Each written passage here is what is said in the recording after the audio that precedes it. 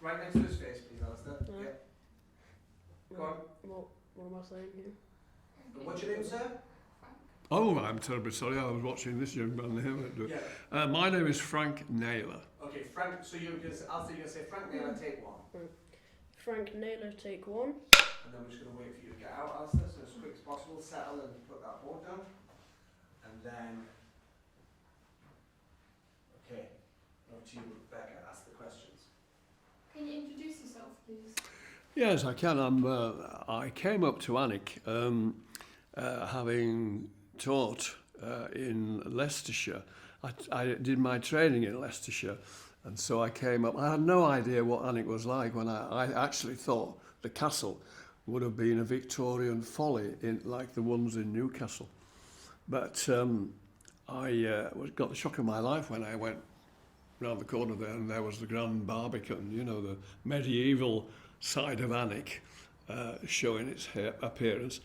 And I think that's how we got involved. I'm not sure about the actual history of the beginnings of Alnwick Fair, but I don't think it had a very small start, I think, and it wasn't really decided to make it in such a big tourist thing. It's that gradually developed. But several members of, and I can't remember the name of what they call themselves, decided that they wanted to have a medieval aspect to it, and therefore that's why Mr. Adrian Irons was always picked as the court jester, because he used to know everybody and he was born in Alnwick and he knew everybody, and he ran around. So I was rather an onlooker, really, but we used to get dressed up in the costumes. So sorry, Frank, just 2 seconds. She's going to literally, she's got like several different questions she will ask you that will draw out loads of different answers from you. Yeah. So literally the first one is just like, if you could just give us your name, please. That's the first one, if you just introduce yourself. Oh, my name is Frank Naylor. Brilliant. Are we going to have that? Right. Yes. Now the second question, Becca. Can you tell us a bit about Alnwick? Can you just tell us about the town of Alnwick, what you know about the town of Alnwick? When I first came up here, I knew very little about the town of Alnwick, to my shame, considering that I was going to apply for a job here. Except that when I saw it, I took an interest in the history of Alnwick, the Percys, and of course, you know, the thing is today, it doesn't seem to be. I'm hoping that the county council, in their wisdom, are going to try to reintroduce a slight medieval look to it by cobbling or pavement or making it pedestrian walking down Narrowgate. Narrowgate is one of the narrowest little streets left in Alnwick, and I think it'll look very fine if they were to keep the theme. It'll also do the shopkeepers a lot of help as well, and of course, and the castle. The Duke and Duchess side of it. However, the history of Alnwick I knew very little about. I'm afraid you've got me there, because Adrian was the one you should have picked for that. I mean, it's nothing about the history, just about what you know about the town at all. Anything, you know. About Alnwick? Just anything, yeah. Just about the layout of the town, what you know. Oh, I see. Well, of course, Alnwick was a different town altogether, because it had a much simpler way of life.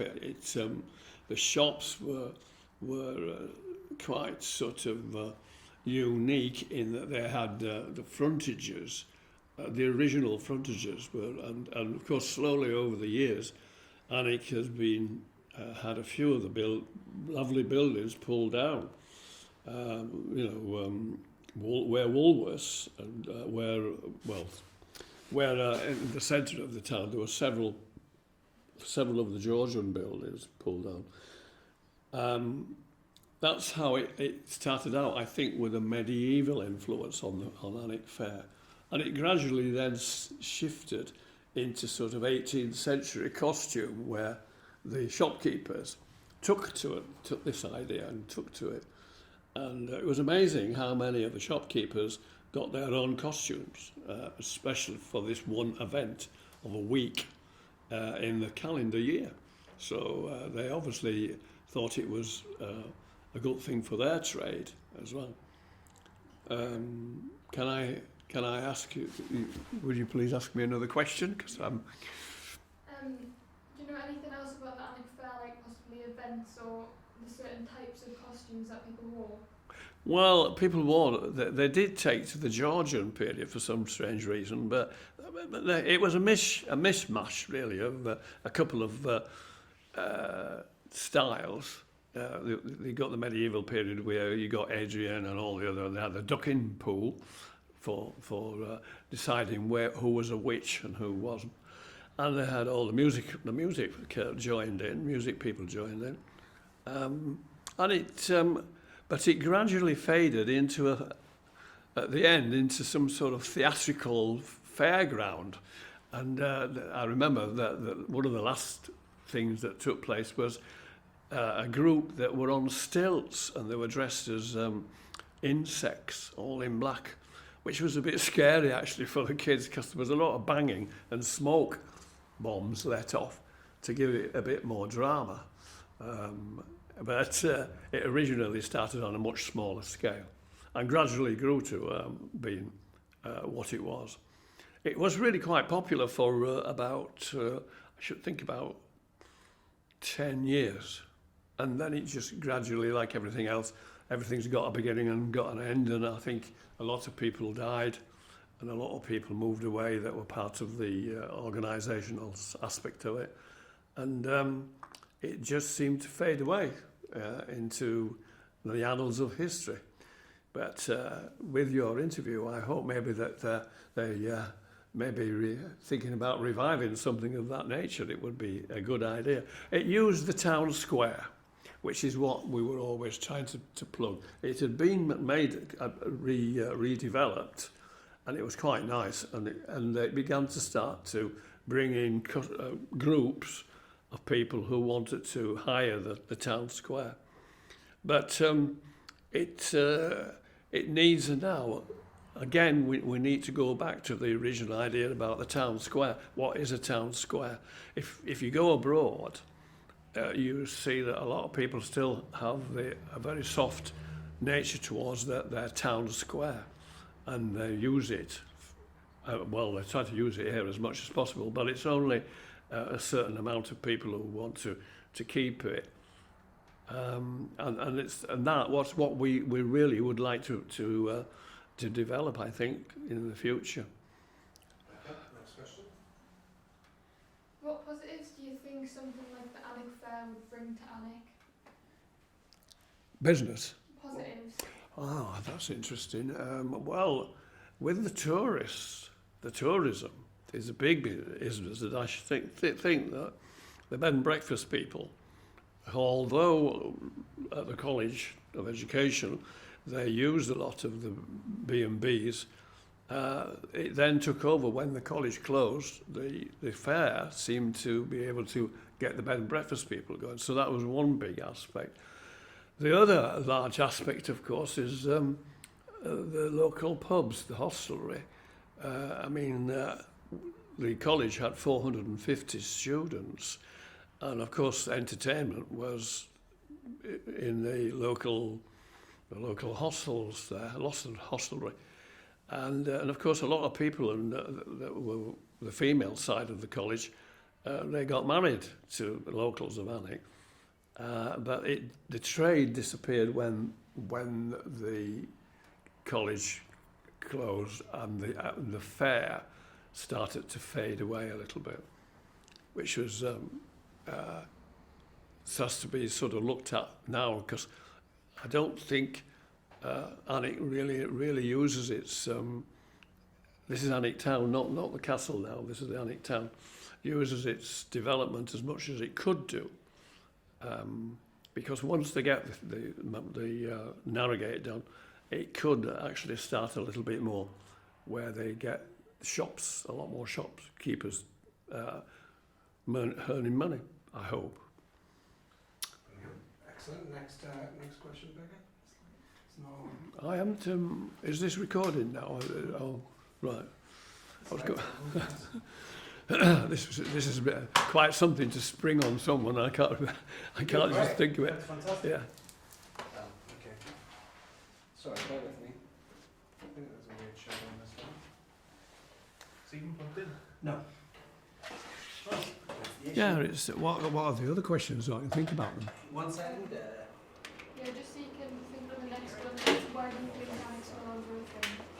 Why do you think Alnwick is? And the Alnwick Fair is no longer a thing. So you think about that question for a minute. I can't hear what you're saying. Why do you think the Alnwick Fair is no longer a thing? So you can think about that question again. And then I'll ask Why do I think that Alnwick Fair? is no longer a thing. Oh, that's all to do with the modern influence of. Okay, we're rolling again. So yeah, ask that question, please, Becca. So why do you think the Alnwick Fair is no longer a thing? Well, I think it's actually taken over by technology, and a lot of the theatre, like things like the theatre, they slowly petered out because the ability to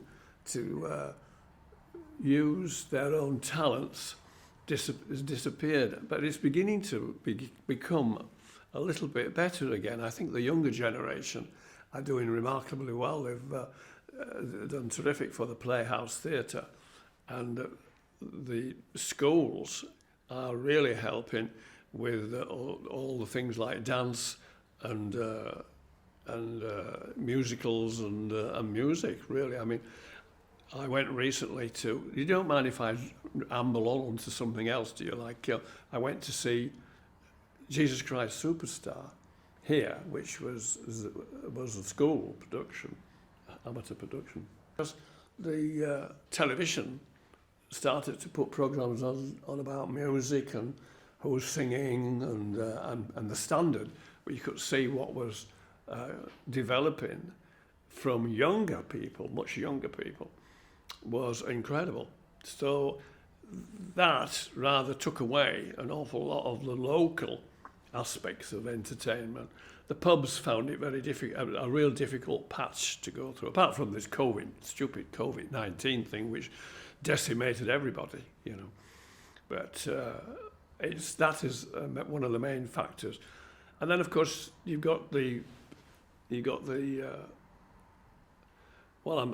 the castle part. They had to find some way of supporting themselves after the college left. And so a lot of the shops and a lot of the productions that you could get moved out. They didn't organise it anymore. It was just for into the centre of the town. But the castle has taken over a lot of the shops, what produce that they would sell. And of course, I don't know, Alnwick shopkeepers have got hearts of a lion to be able to open up and keep on opening when they found it no longer exists to be traded. But somehow somebody comes along and always rents the property again. It's amazing that there aren't any more shops closing down with the problems of everyday life. But the problems for the fair was exactly that they were running out of people to take on that responsibility, and people didn't want to walk around in medieval costume and run around and put all their life, because it is quite a lot of organisational skills that going into doing a fair. I mean, it's a bit like theatre, isn't it? You know, it's theatre of the street. Anyhow, that's one of the problems that the fair had. Did you ever dress up for the Alnwick Fair? Oh, I did. I dressed up all the time. Yeah, What I did. costumes did you wear? Well, I was lucky because I was in charge of the property department in the college for drama. I was in the art department, but I was in a lot of productions, theatrical productions that the students had to take. So we had a proper and a costume department, which I used to rob fearlessly all the time to get a costume, and some of the students used to borrow them as well. But a lot of the shopkeepers had their own costumes made to their own personality, and it was amazing to see how the shopkeeper's personality did come out from behind being a little, nondescript shops. Started to come all this wonderful bright and medieval and 18th century styles came about. Did you? What's your best memory of the Alnwick Fair? What's the funniest or the best memory you've got of it? Well, I think I've just touched on it. In the best memories would be the fact that that people were much more interested in having local productions taking place, and a lot of people who I don't know. Maybe I'm speaking out of turn here because I haven't mentioned this to Adrian, whether or not he was in any of the local productions, but he certainly used to enjoy the Alnwick Fair because a lot of his friends, when they decided to join into it, they fitted in very well. You know, they were really enthusiastic about it. For young people, so teenagers and younger, was there anything exciting to do at the fair that you remember specifically for them? That is a difficult question to answer, actually, because in retrospect, it sounds awful, but it was for youngish people as well. And they could bring the children along, and they had them in costume as well, yeah. But I don't think I saw any specific.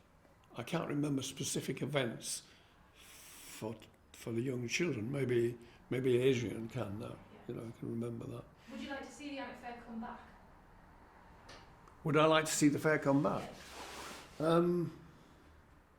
Well, like everything, it has to change, and I'm not sure to what purpose, other than getting the people to come together and using the market square, as I said, and trying to keep the events more interesting, using the area of Alnwick to become more involved, the shops more involved.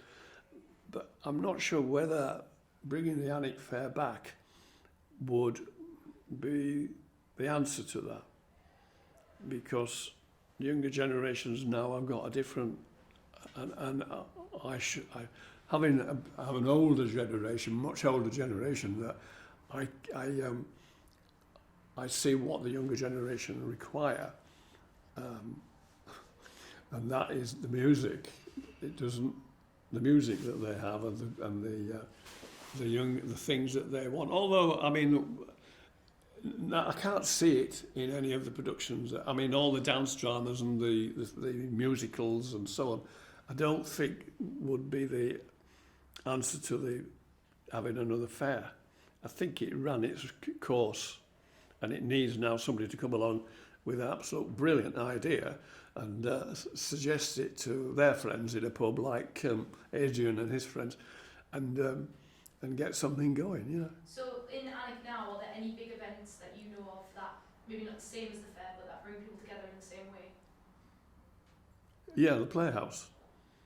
The Playhouse is one good thing. That's why I come here quite a lot, because I like the idea of the theatre taking over. I used to do theatre. And things like that. Have you got any memories of those kind of things that went on? Well, yeah, we did. I used to love to go to the Cayleys. The Cayleys were very popular when I came up here, and they were the entertainment for people to drink and dance, and then there was barbecues, of course, and they all seemed to be where they fraternised with the farming community, because the farmers would open their sheds. I mean, some of them were applying for grants from the government to build new buildings. So obviously, before they used them, they used to hire it out. A cowshed was a big modern dance area, really, and so you got a lot of Cayleys. Norway to the Alnwick Fair. Yeah, a little bit. Yeah, Bryn Band, it was called. Yeah. Well, I used to let my house. I used to have about 4 of the people from Bryn to come and stay. You know, they wanted accommodation, and I don't know what they'd done in Norway, but they certainly didn't seem to give the children, or the younger element, the opportunity to go out and get drunk.